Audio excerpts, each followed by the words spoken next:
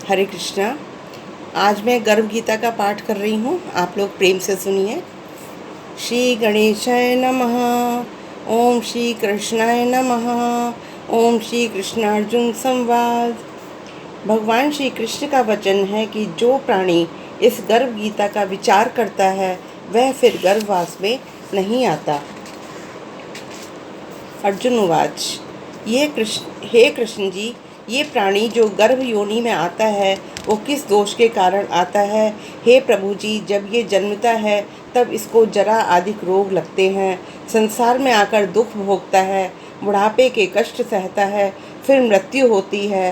हे स्वामी, वे कौन से कर्म हैं जिनके करने से प्राणी जन्म मरण से छूट जाता है? भगवान श्री कृष्ण कहते हैं अर्जुन को समझाते हुए कि हे अर्जुन, ये जो मनुष्य है ये अंधा और मूर्ख है। जो संसार के साथ प्रीति करता है, वो पदार्थ मैंने पाया है, मैं पाऊंगा, ऐसी चिंता इस प्राणी के हर समय मन से उतरती नहीं है। आठों पहर माया के जाल में फंसा रहता है, इसीलिए बार बार जन्मता है और मरता है और गर्भवास के दुख भी पाता है। अर्जुन बोलते हैं कि हे भगवान, मन जो है मदमस्त हाथी की भांति है हमारा, और तृष्णा इसकी शक्ति है। ये मन 5 प्रकार के वश में है: काम, क्रोध, लोभ, अहंकार और मोह। और इन पांचों में भी अहंकार जो है सबसे बली है। प्राणी को कौन से यत्न करने चाहिए जिससे इसका मन वश में रहे? श्री भगवान बोलते हैं कि हे अर्जुन, ये तो मन निश्चय ही हाथी की भांति है। तृष्णा इसकी शक्ति है। मन 5 के वश में है, अहंकार इसमें श्रेष्ठ है। हे अर्जुन, जैसे हाथी अंकुश के वश में होता है, वैसे ही मन रूपी हाथी को वश में करने के लिए ज्ञान रूपी अंकुश का होना जरूरी है। अहंकार करने से जीवन नरक में पड़ता है। हे भगवान, कुछ तुम्हारे नाम के लिए वन खंडों में फिरते हैं और कुछ धार्मिक कर्म करते हैं। अतः कैसे पता चले कि कौन वैष्णव है और कौन साधारण मनुष्य है? वैष्णव किसको कहते हैं? जो विष्णु को मानने वाले होते हैं, विष्णु के उपासक होते हैं, उनको वैष्णव कहा जाता है। श्री भगवान उवाच। हे अर्जुन, जो मेरे नाम के लिए वनों में फिरते हैं वे सन्यासी कहलाते हैं। वे सिर पर जटा बांधते हैं तथा भस्म लगाते हैं। उनमें भक्ति व प्रेम नहीं है, वे केवल अहंकार से ग्रस्त हैं। उनके लिए मेरा दर्शन दुर्लभ है। अर्जुन कहते हैं कि हे भगवान, वह कौन सा पाप है जिसके कारण किसी की स्त्री अश्व मर जाती है, पुत्र मर जाते हैं, और किस पाप के कारण व्यक्ति नपुंसक हो जाता है? भगवान कहते हैं कि हे अर्जुन, जो किसी से कर्ज लेता है और फिर देता नहीं है, इस पाप से उसकी स्त्री शीघ्र ही मर जाती है। और जो किसी की धरोहर को नहीं लौटाता, उनके पुत्र मरते हैं। जो किसी की सहायता करने का वचन देकर समय पर सहायता नहीं करता, वो नपुंसक होता है। ये बड़े पाप हैं। अर्जुन कहते हैं कि हे कृपा निधान, किस पाप के कारण मनुष्य सदा रोगी रहता है? किस पाप के कारण गधे का जन्म पाता है? और किस कारण जो है स्त्री और टट्टू का जन्म प्राणी को इस पाप से प्राप्त होता है? भगवान कहते हैं, हे अर्जुन, जो मनुष्य कन्यादान का मूल्य लेते हैं तथा पुत्री को बेच देते हैं, वे सदा रोगी रहते हैं। और जो मनुष्य विकार के लिए मदिरा पान करते हैं, वे टट्टू का जन्म पाते हैं। जो झूठी गवाही देते हैं, वे स्त्री का जन्म पाते हैं। जो रसोई बनाकर पहले खा लेते हैं वो और परमेश्वर को बाद में भोग लगाते हैं या दान करते हैं, वे बिल्ली और स्त्री का जन्म पाते हैं। जो मनुष्य झूठी वस्तु दान करते हैं, वे भी स्त्री का जन्म पाते हैं। अर्जुन उवाच। हे भगवान, इस संसार में जिन मनुष्यों को आपने धन दाने दिया है, उन्होंने ऐसा कौन सा पुण्य कर्म किया है? और जिन मनुष्यों को आपने उत्तम वाहन दिए हैं, उन्होंने कौन से पुण्य कर्म किए हैं? भगवान कहते हैं कि हे अर्जुन, जिन्होंने स्वर्ण दान किया है उनको उत्तम वाहन मिलता है, और जो परमेश्वर के निमित्त कन्यादान करता है वे उत्तम पुरुष का जन्म पाता है। अर्जुन कहते हैं, हे भगवान, जिन पुरुषों को आपने सर्वांग सुंदर देह दी है, उन्होंने ऐसा कौन सा पुण्य कर्म किया है? और किसी के घर में संपत्ति है, कोई विद्वान है, उन्होंने ऐसा कौन सा कर्म, पुण्य कर्म किया है, कोई कुरूप है, कोई संपत्तिहीन है, कोई अज्ञानी है, कृपया करके इसके विषय में बतलाइए। श्री भगवान कहते हैं, हे अर्जुन, जिन्होंने अन्नदान किया है उनका स्वरूप बहुत सुंदर है, और जिन्होंने विद्यादान किया है वे विद्वान बनते हैं। जिन्होंने संतों की सेवा की है वो धनवान और पुत्रवान होते हैं। अर्जुन कहते हैं, हे भगवान, प्राणी धन और सांसारिक स्त्री सुख आदि सभी सुखों के प्रति मोह क्यों रखता है? भगवान कहते हैं, हे अर्जुन, यही तो अज्ञानता है, क्योंकि धन स्त्री आदि सब कुछ सुख नाशवान है, केवल मेरी भक्ति का नाश नहीं होता। अर्जुन कहते हैं, हे भगवान, राजपाट किस धर्म से मिलता है, विद्या कौन से धर्म से मिलती है?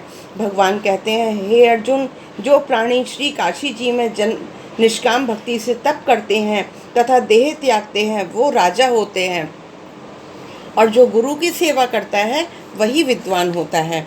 अर्जुन कहते हैं, हे भगवान, किसी व्यक्ति को धन अचानक बिना परिश्रम के मिलता है तो कोई उसे सारी उम्र एकत्र नहीं कर पाता, और कुछ लोग रोग रहित होते हैं, अतः उन्होंने कौन से पुण्य कर्म किए हैं?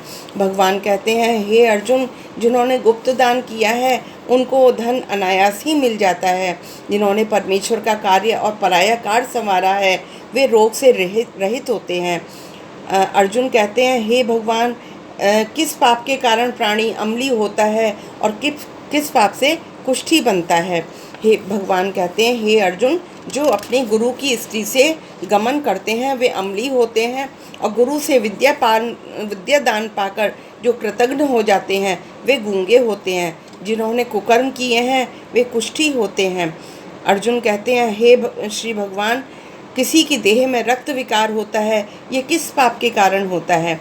कोई दरिद्री होता है, किसी को खंडवायु होती है, कोई अंधा होता है तो कोई पंगु होता है। ये सब किन पापों के परिणाम हैं? आप विस्तार में बतलाइए। कुछ स्त्रियां बाल विधवा हो जाती हैं तो किस पाप से होती हैं? भगवान कहते हैं कि हे अर्जुन सुनो, जो सदा क्रोधवान रहते हैं उनको रक्त विकार होता है, जो आलस्य में डूबे रहते हैं वो दरिद्री होते हैं, जो कुकर्मी ब्राह्मण को दान देते हैं उनको खंडवायु होती है, जो प्राणी स्त्री को नंगी देखता है, गुरु की स्त्री पर कुदृष्टि डालता है, जिसने गौ ब्राह्मण को लात मारी है वो अंधा व पंगु होता है, जो स्त्री अपने पति को छोड़कर पराये पुरुषों का संग करती है वे बाल विधवा होती है। अर्जुन कहते हैं, हे भगवान कृष्ण, तुम तो अंतर्यामी हो, तुम तो पारब्रह्म हो, तुमको मेरा नमस्कार है। पहले से मैं आपको संबंधी जानता था, पर मैं अब आपको परमेश्वर रूप में जानने लगा हूँ। हे पारब्रह्म, गुरु दीक्षा क्या होती है? कृपया करके मुझको इसके बारे में भी बताइए। भगवान कहते हैं, हे अर्जुन, तुम धन्य हो, तुम्हारी माता भी धन्य है, जिनके तुम ऐसे पुत्र हुए हो जिन्होंने गुरु दीक्षा के बारे में पूछा है। हे अर्जुन, सारे संसार के गुरु जगन्नाथ हैं। कृष्णम वंदे जगत गुरु। विद्या का गुरु काशी, चारों वर्णों का गुरु ब्राह्मण, ब्राह्मण का गुरु सन्यासी है, और सन्यासी उसको कहते हैं जो सब कुछ त्याग कर मुझ में रम जाता है। यही ब्राह्मण वो जगत गुरु कहलाता है। हे अर्जुन, ये बात ध्यान देकर सुनो कि गुरु कैसा हो, जिसने सब इंद्रियां जीत ली हों, जिसने सब संसार को जिसको सारा संसार ईश्वर के रूप में ही नजर आता हो, और जिसको किसी तरह का कोई लोभ मोह ना हो, ऐसा वो गुरु कहलाने लायक है। ऐसा गुरु जो परमेश्वर को जानने वाला हो, प्राणी को गुरु रूप से उसको ग्रहण करना चाहिए, उसकी पूजा सब तरह से करनी चाहिए। हे अर्जुन, जो गुरु का भक्त है वही मेरा भक्त है। जो प्राणी गुरु सम्मुख होकर मेरा भजन करते हैं उनका भजन करना सुफल है। जो प्राणी गुरु से विमुख हैं उनको सप्तग्राम मारे का दोष रखता है। गुरु से विमुख प्राणी का दर्शन नहीं करना चाहिए। जो गृहस्थ गुरु से विमुख हो वह चंडाल के समान है। जिस जगह मंदिर का भांड हो उस जगह का तो गंगा जल भी अपवित्र माना जाता है। इसी तरह गुरु से विमुख का भजन भी अपवित्र होता है। जिसके साथ का भोग देवता भी नहीं लेते, उसके सर्वकर्म निष्फल माने जाते हैं। कुकर, शूकर, गंधर्व, काक, इन सब योनियों में सर्प की योनि सबसे खोटी योनि कहलाती है।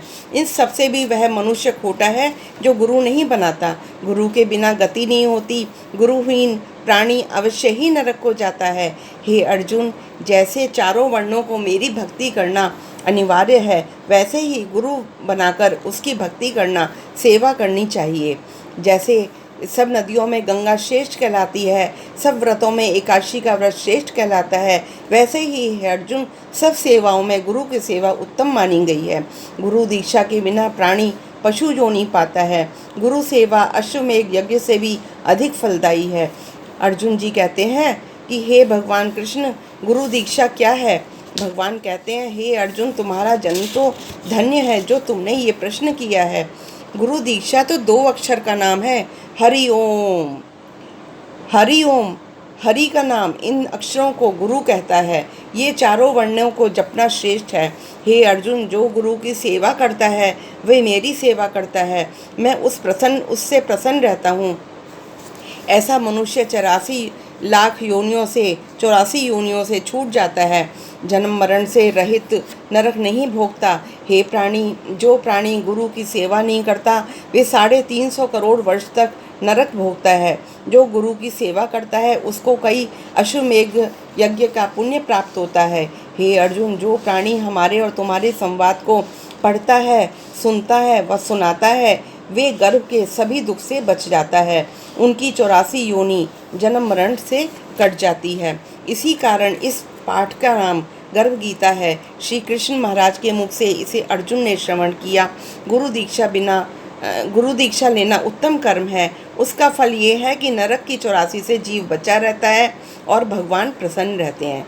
इति श्री गर्भ गीता। ओम गुरुवे नमः। ओम गुरुवे नमः। ओम गुरुवे नमः। ओम गुरुवे नमः। ओम गुरुवे नमः। ओम गुरुवे नमः। ओम गुरुवे नमः। ओम गुरुवे नमः। ओम गुरुवे नमः। ओम गुरुवे नमः। ओम गुरुवे नमः।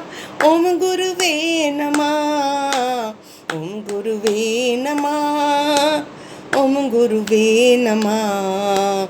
ओम गुरुवे नमः। ओम गुरुवे नमः। हरे कृष्ण।